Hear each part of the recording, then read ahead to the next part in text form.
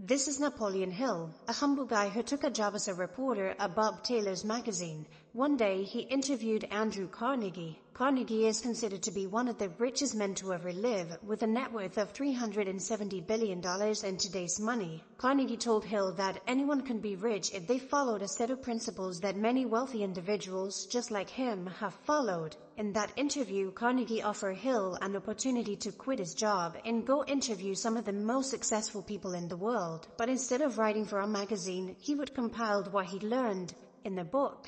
Trusting that Carnegie knew better, Hill agreed in less than 30 seconds. This later became the book Think and Grow Rich, which sold over 20 million copies in Hill's lifetime and over 100 million copies to date. Hill says that his strong, burning desire to be successful is the foundation of virtually all financially wealthy people. When someone truly wants something, not just hopes for it, there's no choice but to act and behave according to this burning desire. Hill outlines 5 steps that will spark this burning desire. First, decide in detail exactly how much wealth you'll like to attract. Number 2, decide what you will give in exchange for this money. Nothing comes for free. Unlike the title of this book might imply, we cannot just think money into existence. We must give something of value in exchange for the desired money. Number 3, decide on the date that you will reach your monetary goal. Number 4, create an action plan that will carry out your goal. Number 5, write all of this down on paper and keep it where you can see it every day. And number 6, look over this plan every single day to keep you focused on achieving your goal. This not only gives you a burning desire to achieve your goal, but a practical plan of attack.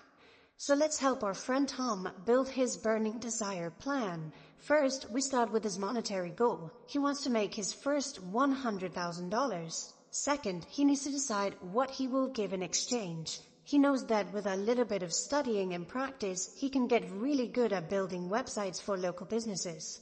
Third, he needs to set a date in which he will reach his monetary goal.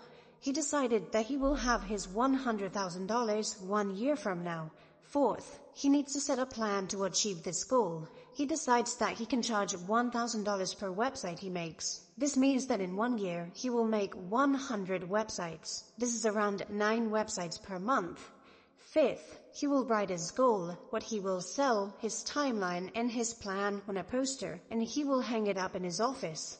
Sixth, he will take at least 5 minutes to review this plan every single day to avoid getting off track until his goal is met. Hill says that every highly successful person has a strong sense of belief that they can actually achieve their goals. If you take a look at some of the most successful people in the world, you'll notice that they all have this trait. Like Steve Jobs used to say, those who are crazy enough to think they can change the world are the ones who do. Let's take Elon Musk for example. He took his $165 million he made with the sale of PayPal, and instead of just retiring and living his life, he used it all to invest in Tesla and SpaceX, because he fully believed that he could make a difference with those companies. Elon Musk is now estimated to be worth over $146 billion. One of the best ways to develop a sense of belief that you can achieve your goals is by surrounding yourself with those who have already done what you want to accomplish. Using the internet, we have more access to these individuals than ever, which leads us to our next point. Having all of these great influences around us helps us with what Hill calls autosuggestion. This is basically influencing your subconscious mind by curating what thoughts or outside stimulus we receive. For example, if we are constantly consuming negative media or are around people who are constantly complaining, we are not likely to feel happy and powerful. But what if instead we spend our time reading inspiring books, listening to positive podcasts, or watching positive and informational content? All of a sudden, we feel that we can actually achieve our goals, because we are positively autosuggesting. Many people, including Hill, notice that many successful individuals naturally visualize themselves achieving their goals. They are able to see what they achieved before they actually achieve it. A new brain imaging study led by University of Colorado Boulder and Icahn School of Medicine found that imagined stimuli have a very similar effect in our brains as real experiences. The study consisted of a group of 68 people. They were played a sound and given an uncomfortable but not painful electric shock. This trained them to associate the sound with the shock. Then they divided the people into 3 groups. In the first group, they played the same sound. The second group was told to imagine the same sound. And the third was told to imagine pleasant birds and rain sounds, all of them without any more electric shocks. They found that people who imagined the sound had the same brain response as those who actually heard the sound. Both the auditory and the fear parts of the brain were activated when presented with both the real sound and the imagined one. So imagining yourself achieving your goals can actually help you in both making your burning desires stronger while convincing your brain that your goal is actually possible, since your brain already believes that is real. Hill found that wealth is created when someone has a very specific skill that can be offered to the marketplace, which he calls specialized knowledge. Think about this. If you had a brain tumor, who would you go to? A brain surgeon or a general medicine doctor? A brain surgeon, right? Which of these doctors makes more money? The brain surgeon. This is because the brain surgeon can solve problems that most other people can't. This is more important today in the modern era where most industries are extremely competitive. The more specialized you are, the more competitive you become in your industry. Now, it is not necessary to start with specialized knowledge. Hill suggests to find out what specialized knowledge you need and then seek to find it. Knowledge and information is vital, as well as having imagination. Hill learned that a common trait between highly successful people is that they are highly inventive. They are able to use imagination from the start of their journey, since they imagined and believe in their potential success. Hill says that there are 2 types of imagination: synthetic and creative imagination. Synthetic imagination is arranging all the concepts, ideas, or products that when combined in a unique way would create or synthesize a new invention. If we think about some of the biggest companies in the world today, like Uber, Airbnb, or even Facebook, they are all examples of taking a previous concept and reinventing it to create a new and improved system or service. Creative imagination is a more rare form of imagination. As Hill puts it, we tap into a higher level of consciousness where inspirations or hunches come from. Hill explains that imagination is just like a muscle. The more it's practiced, the stronger it gets. But many people have incredible ideas, but many don't act on them.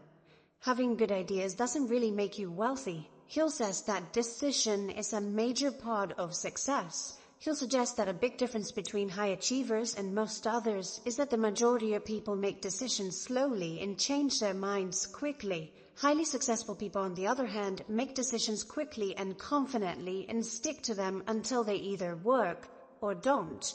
Hill says that a major trait of those who achieve wealth is persistence. Once a decision is made, the mind of the high achiever persists until it's done. This means modifying and calibrating along the way if something doesn't work. A great example of this is Steve Jobs. He had a burning desire to create technology that would change the world. He made a decision to start the company and didn't stop until his vision became reality, even when executives fired him from his own company and he sold most of his shares, virtually locking him out of his own company. He continued with his plan to use technology to change the world by building his company Next and buying a small animation studio, which he named Pixar. 12 years later, Apple bought his company Next for $400 million and brought Jobs back to Apple, and soon after, he took over as Apple CEO. And in 2006, Jobs sold Pixar to Disney for $7.4 billion, making him Disney's largest shareholder. Steve Jobs didn't do all of this on his own. As Hill says, when 2 or more individuals put their mind together, a third and more powerful mind is created, which he calls the mastermind. Apple started with the combination of Steve Wozniak, who created the first Apple computer, and Steve Jobs' ability to sell and persuade. One without the other wouldn't have sparked the creativity and the vision to turn this technology into an industry-changing company. If you pay attention, many high achievers spend a lot of time associating with each other to share ideas and experiences with one another, and sparking new and innovative ideas. Taking action on your goals can be overwhelming, especially if you don't have an organized plan. Having a plan allows you to make decisions and take clear actions by using logic and rationality rather than emotion. For example, Bill Gates would have what he called his think weeks, where he would rent a cabin in the woods somewhere, take a week or two, and read, learn, and strategize. So, the 10 principles of highly successful people are: Number 1, a burning desire to be successful. Number 2, a belief that we can achieve our goals. Number 3, autosuggestion, curate what goes into our subconscious. Number 4, visualize ourselves achieving our goal. Number 5, specialized knowledge. Number 6, use imagination, both synthetic and creative. Number 7, fast and confident decisions. Number 8, persistence. Number 9, build a mastermind. And number 10, organized planning. In the comments below, let me know your thoughts on this book. And if you haven't already, make sure to subscribe and check out our digital library of financial book summaries here on YouTube. It's all free. And as always, thank you for watching, and I will see you in the next video.